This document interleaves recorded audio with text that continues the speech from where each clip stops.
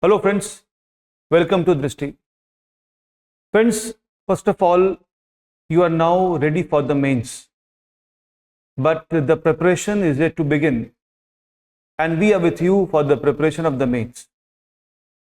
The mains begins from August 21st, and suppose we take the days from today to the mains 21st August, we have nearly 75 days of preparation.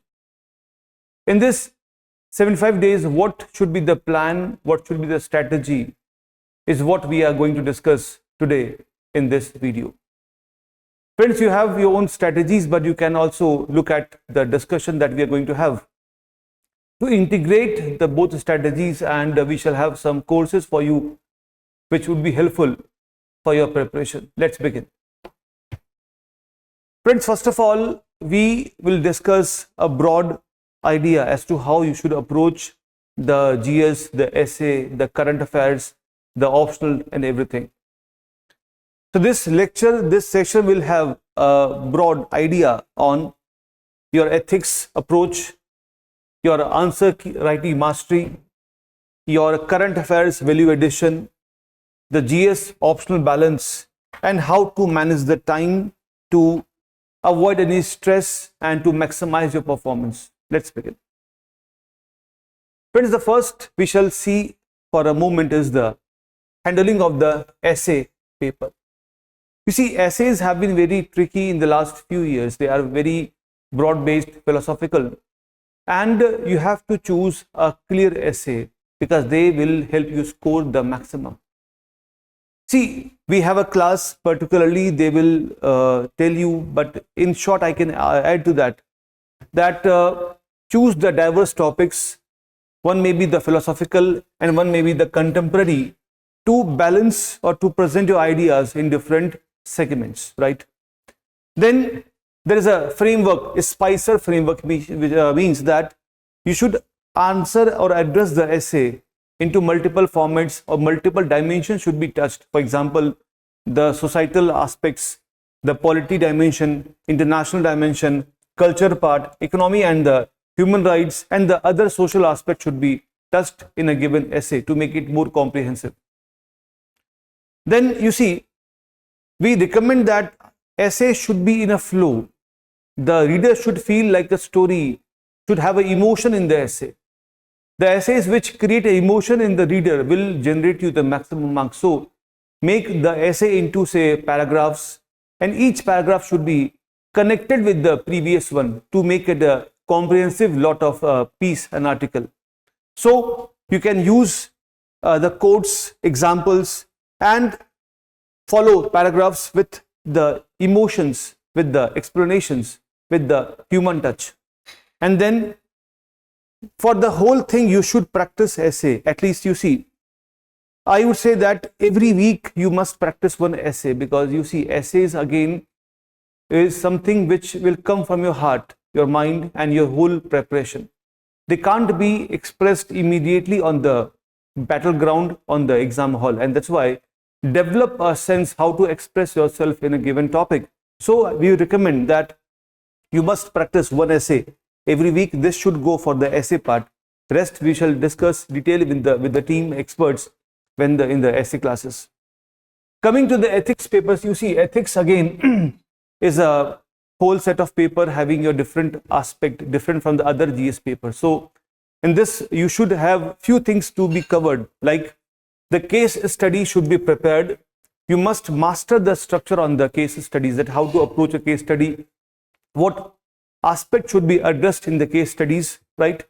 And you should be able to find out the best option available from the given set of options based upon the logic as well as the basics of the integrity and, say, other principles of ethics, morality. Then you should master the content, like the attitude, the thinkers, the foundational values, the keywords, the key concepts of the essays to make your answers more perfect. The introduction in the essays answers can begin with the, say, some keywords, some quotes. So that's why you must have a quote database, right? The best of the quotes from the biggest of the philosophers, thinkers, reformers can be compiled by you, right? And you can use the quote in different areas, and the quotes can also be helpful in the essay paper, because the quotes are usually linked with those aspects as well.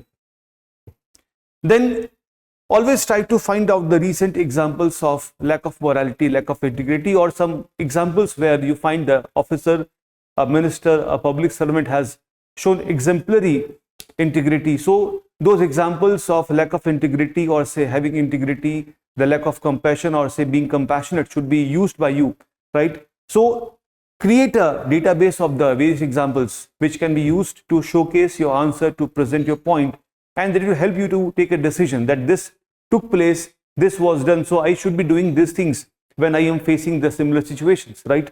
So you can also add the various principles, Nolan principles. You can use the ARC reports and the other reports as well as the Supreme Court judgments to prove your case, that why are you taking the decision. So friends, you must also you may use the different lexicon books, some concepts, the concept lists, to understand the keywords and understand their meanings, which can be used as introduction. So in the ethics paper, you will have a whole session, a class by experts, but we can do in this part that we should be preparing for the case studies. We should master the keywords, the key foundational concepts.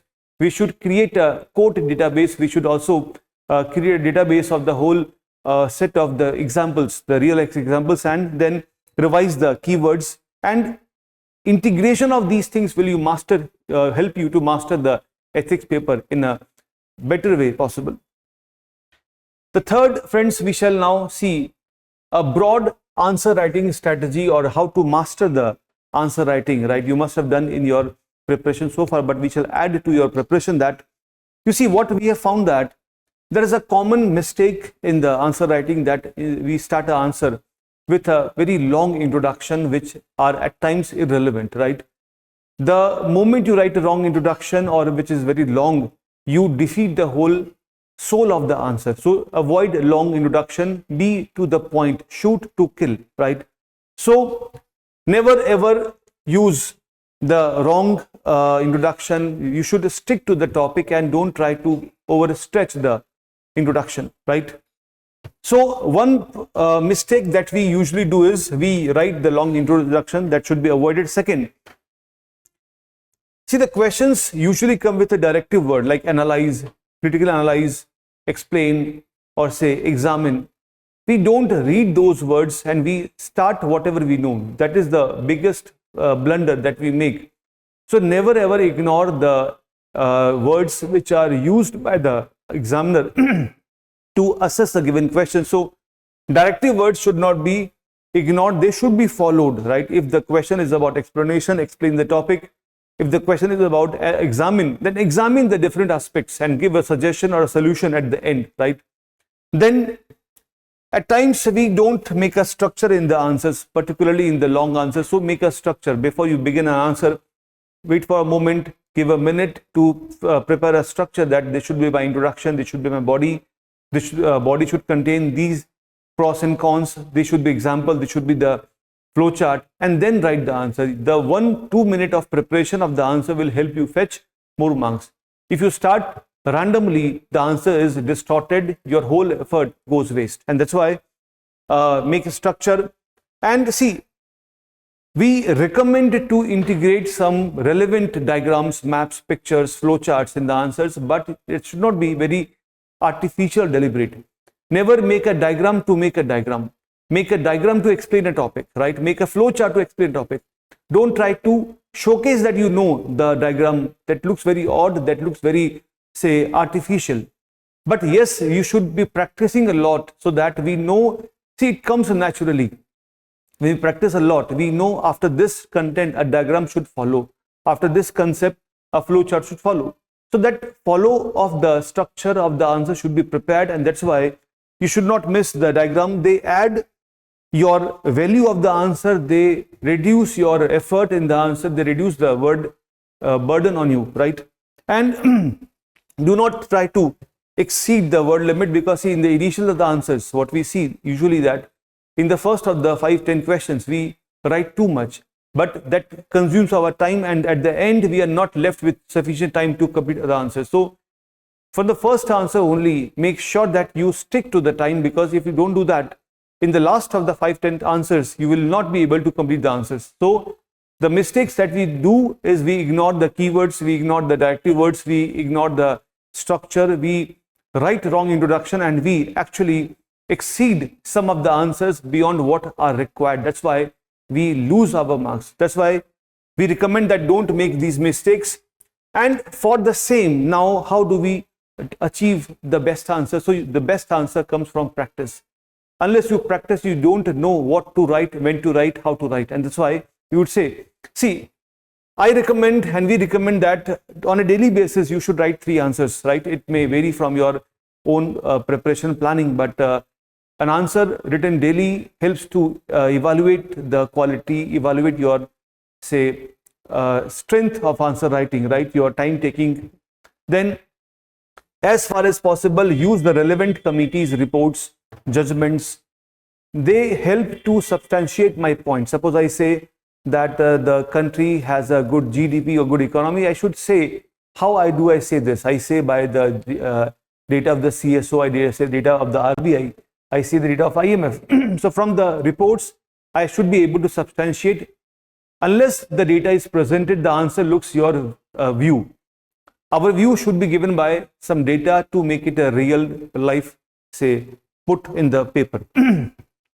So make a structure that if you write in paragraphs, say, the 10 marker questions may have, say, 3 main body paragraphs, right?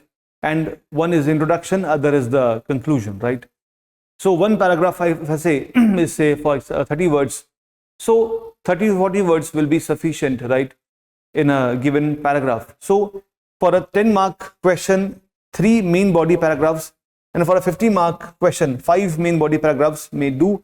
But it's not that you should be in the paragraph only. The answer should be there. It may be in the points, in the paragraphs, in the flowcharts, but the answer should be there. You are given marks for the answers, not for the choose of the or selection of the paragraph or the bullet points. It can be either of the ways. Stick to the answer, be very precise with the answers, right? So you can also underline the keywords to highlight the, say, best part of your answer. Suppose there is a recent data, recent summary, recent, say, report. Highlight those keywords to make your answer look bright.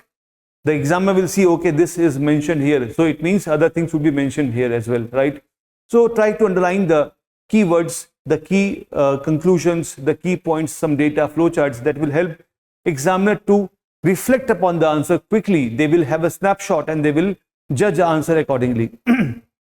So also stick to time. Try to, I would say, a 10-marker question should be not more than 7 minutes, right? And the other things may follow, say, 10 to 12 minutes, I would say. So stick to time, and this will come from the practice. Practice a lot to understand what's the speed, right? And try to stick to a 7-minute duration for a 10-marker question. So the practice schedule is what you can follow yourself, right? You can see we have nearly 10 weeks from now for the mains preparation, mains day. So you can give the first 3 weeks to GS1, GS2, daily answer writing, right? The next few weeks may go to the GS3 and GS4, right? The next 3 weeks may go to the mixed practice. So first 3 weeks may go to the GS1, GS2. The next 3 can go to the GS3, GS4. The next 3 may go to the whole mixed paper writing. The answer writing should be at least done at least twice, having the mixed paper, all the papers, so that we know how to fetch a content of paper 4 in the paper 1, paper 2 to paper 4, etc. There should be mixing of the content and ideas. For that, we must have a mixed paper practice. Then in the last 10th week, you can have a mock test and you can try to sit in the environment where the real exam may look like. So this should go the first 3 weeks for the GS1, GS2. See, this also depends upon choice, but we are recommending that this can be done. That's your choice. So one phase is the 1 and 2. Second phase is paper 3, paper 4. Third is the mixed, and fourth is the UPSC environment created atmosphere, and the last would be the final mock test, which will help to understand how have we performing, and you must be review and improve your weak areas in the same time frame, right? So this is about the answer writing broad aspect. Friends, now coming to the current affairs. See, current affairs is not a separate subject or a chapter. Current affairs is the soul of every answer. You have to understand any given concept from the lens of the current affairs. So current affairs should be integrated in your genes, right? Everything news we see, we should be able to link the news with our paper 1, paper 2, paper 3 and paper 4, right? So it should be seen as an integrated part, not a separate part. That's why we will improve our answers. Any answer, say even in the history or in the geography, in the static parts, in the ethics part, should have the touch, taste and the integration of the current affairs to make it more comprehensive and relevant, right? So you can go with the editorials. Editorials help you to develop your views on your different areas, right? People write, the experts write, economists write, politicians write. We get to know their views. So we should read the editorials to make our view based upon multiple, say, views available in the market. Then you can also brush up your schemes by the PIB and the PRS sites, right? Drishti current affairs magazines and the websites will be extremely helpful to understand what is going around, because we put a lot of content on a daily basis on the YouTube and on the website. Then if you have some time, you can go with the Yojana Kurukshetra. However, this time it will be difficult for the revision of these magazines. But yes, for some given topic, suppose you find that some topics are missing on agriculture, on say social issues, you can look after the articles. Then you can also brush up the economic survey. We have a video on economic survey on YouTube. You can go through that. We have a lot of, see, economic survey again is a reflection of what economy had in the last financial year. So whatever we see in the last year is compiled in the economic survey. We should know what is the state of the economy. And in case you want some data, some particular schemes, you can go with the India yearbook as well. So I would say, don't rush too much to grab these books and the content it's too much. But yes, you should be largely updated with all the current affairs, and we should have the data in all the areas to put your point in the answers, right? Data, schemes, the reports, the judgments should be available handy with you for the answers, right? So I would say current affairs should be seen as a lens. It's a basic beginning after which we write the answers, right? Then you see, what we recommend is the GS, of course, is the biggest part of the mains. So a large part should be given to your GS part, 1/3 to the optional and remaining to the other parts. Now, I understand that on a single day having multiple things is not possible, but yes, suppose you take a week as a reference point. So in the week, 50%, 45% should go to your GS part, 1/3 to the optional and the other part to the ethics and the essay part. But you should focus upon the ethics and the essay. Essay particularly because essay is equal to a GS paper, right? So this division is recommended on a daily, or if not possible, then on a weekly basis, that every week should you be given the time to your GS optionals, GS main paper. So the division of the time is upon you, right?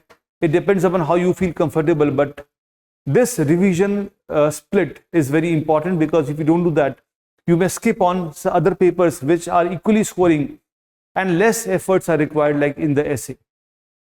So the GS study should be that you should cover all the papers. See, every paper is important. Don't try to pick a given paper only.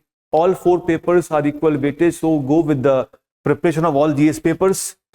Then it is being recommended that GS2, GS3 can help you score the maximum, because they are very current oriented, right? So GS2, GS3 paper are scoring, but again I repeat, all GS papers are equally scoring. They should be focused upon, and the most important is focus upon the static and the dynamic linkages. The answer should be very well groomed with the current and the static part. You may start answer with the report, come to a static part, some definition, then end the answer with the current oriented solution, right? So you can analyze the PYQs to fetch how the questions have come and how they have been addressed, what are the areas the UPSC focuses upon. And again, you should practice the GS full test we discussed just before a few minutes ago, that you must practice all the GS papers in the different weeks. You can make a plan over that. Now, coming to the optional part, see, optionals should have been prepared by now. This is my recommendation, that optionals at this time should be prepared. But yes, you should revise them thoroughly. I would say that don't try to take a new topic in this time, because the new topics will only be read, not be understood by you, because the topics require integration with our thoughts, right? The thoughts integration takes a time. Taking a new topic will be floating in your mind, not absorbed in the mind. That's why don't try to take a new topic unless it's very important and it was missed earlier. So try to ensure that you're not touching any new topic which may unsettle you, right? Go with the old revision, do the revision, write the answers quickly, and do one thing. You can link your optional with the GS to have a better integration and saving time. Like the sociology optional, anthropology may go with the GS1. The PSR optional people can link with the GS2 IR, because IR is a part of paper 2. Then the human geography is in the paper 3. Economy and the economics optional can link in the GS paper 3. And this overlap will help you to enrich answers in both the areas. Suppose you have a IR, PSIR as optional. So your IR knowledge will help in the GS as well as in the PSIR. Similarly, the other geography will help you to master in the GS as well as in the optional. So try to establish a link to make it more strong. So friends, this is actually the total time plan that you can actually see. Do one thing, that you can divide your time from today till the last of the week into weeks, right? Then take 1 week, one paper, or say 1.5 weeks for a paper, complete the paper, give the mock test, move to the next paper. And in the next paper, do the same approach, that prepare the whole GS paper 2, give the test, analyze the weak areas, then go with the third and the fourth and the essay paper, right? After having completed the whole GS and the optional test, integrate and give a full test. That should be the approach you should follow for the next coming, say, 10 weeks. I would say keep it 9 weeks, that you have a spare week in case some week is not well utilized due to any of the reason like health or the other things. It happens in this time that at times a week is lost. Say we may have pressures, we may have health issues. So always keep a spare week in between, that in case a week is lost, a day is lost, you can compensate on some other day, right?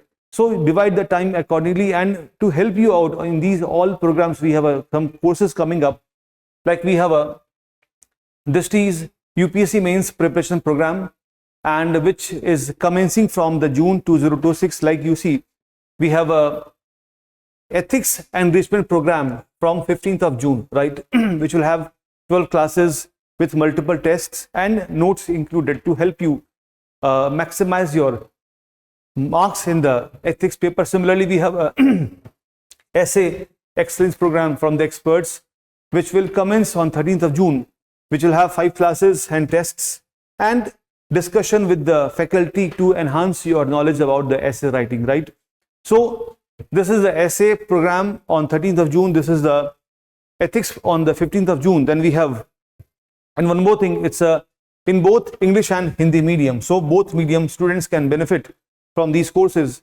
Then we have a GS2, GS3 applied current affairs course from 15 June, which will have 20 classes Monday to Friday, and they will be linked with the current affairs very heavily, right?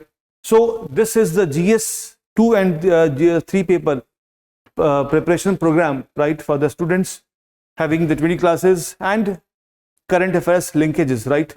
And you will get the current affairs compilation. Then we have the GS PYQ answer writing program on 15 June. in this, we shall be discussing the PYQs of the UPSC mains from the last, say, 10 years. And in all the questions, you'll get the real answer. What should be the answer? What should be the approach to answers? Introduction, body, conclusion, the keywords, statistics, etc.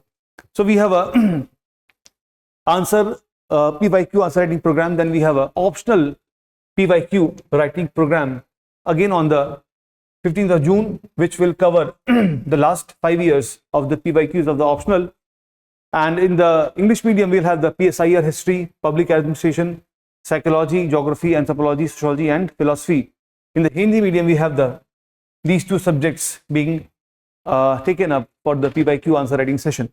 Friends, any of the query you can ask yourself, the question can be put on the phone number 87501. You can also click on the link in the description to access all the information about these courses. So we wish you all the best and a strong preparation, and see you in the interview guidance program. Thank you, friends. For more informative content, like, share and subscribe, and do not forget to press the bell icon to get the notifications.